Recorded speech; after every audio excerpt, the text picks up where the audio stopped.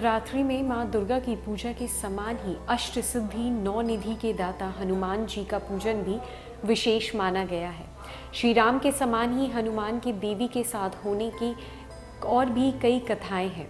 वहाँ वे देवी माँ के रक्षक के तौर पर मौजूद दिखते हैं। नवरात्रि के समय में हनुमान जी की पूजा आराधना विशेष फल प्रदान करती है। वैसे तो यह भी माना जाता है कि हनुमान जी सिर्फ जय सिया राम बोल देने से ही प्रसन्न हो जाते हैं, लेकिन हमारे धर्म ग्रंथों में हनुमान जी की पूजा आराधना की कुछ खास विधियां बताई गई हैं, जिनके द्वारा उन्हें प्रसन्न कर उनसे मनचाहा वरदान प्राप्त करने के अलावा उनके दर्शनों की इच्छा भी पूरी हो सकती है। हनुमान जी को कलयुग का देवता भी माना जाता है। वहीं इनका एक नाम संकट मोचन भी है। इसका कारण यह है कि इन्हें समस्त संकटों को दूर करने वाला माना जाता है। इसके अलावा शास्त्रों में हनुमान जी को शिव का रुद्रावतार माना गया है। नवरात्रि में ऐसे करें हनुमान जी की पूजा। नवरात्रि में हनुमान चालीसा का पाठ राम बाण के समान माना जाता है। मान्यता के अनुसार हर रोज हनुमान चालीसा का पाठ करने से आप हनुमान जी की विशेष कृपा का पात्र बन सकते हैं। यह भी माना जाता है कि ऐसा करने वाले पर किसी प्रकार के जादू टोने का असर नहीं होता है और साथ ही उस पर किसी प्रकार की कोई परेशानी भी नहीं आ सकती। इसके अलावा श्री हनुमान जी की कृपा पाने के लिए यह भी माना जाता है कि गोस्वामी तुलसीदास की हनुमान चालीसा का उनके भक्त को 108 बार पाठ करना चाहिए। वहीं हनुमान चालीसा का पाठ शुरू करने से पहले राम रक्षा स्तोत्र का पाठ करना आवश्यक माना जाता है।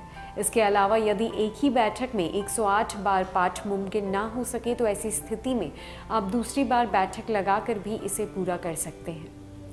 हनुमान जी की पूजन विधि। हनुमान जी की पूजा के संबंध में यह मान्यता है कि उनकी प्रतिमा पर सिंदूर व तेल चढ़ाया जाता है। उनकी पूजा के समय ये बात खास ध्यान रखने वाली होती है कि उन्हें फूल भी पुरुषवाचक जैसे गेंदा, गुलाब आदि ही चढ़ाए जाए।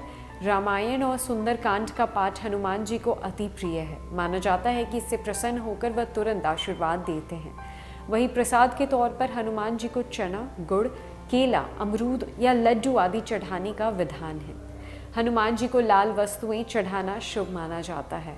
हनुमान जी की आराधना पूर्व दिशा की ओर मुख करने से करनी चाहिए। बजरंग बली की अष्ट सिद्धियां असंभव को भी बना देती है संभव। अष्ट सिद्धि नौ निधि के दाता असवरदीन जानकी माता। गोस्वामी तुलसीदास जी द्वारा लिखी गई हनुमान चालीसा के इस दोहे को आपने ना जाने कितनी ही बार दोहराया होगा, लेकिन हम में से अधिकतर ही यह जानते हैं कि आखिर वे यहाँ किन किन सिद्धियों की बात कर रहे हैं। कौन सी है वो अष्ट सिद्धियाँ जिसके दाता महाबली हनुमान बताए गए हैं?